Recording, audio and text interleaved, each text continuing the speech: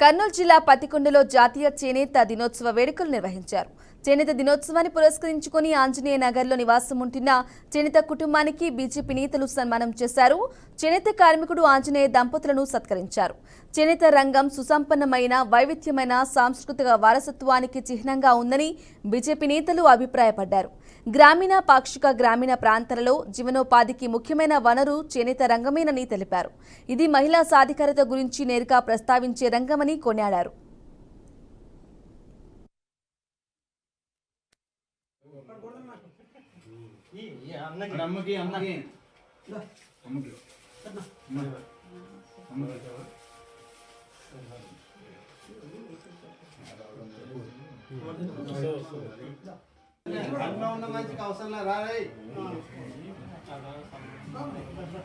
తీసుకో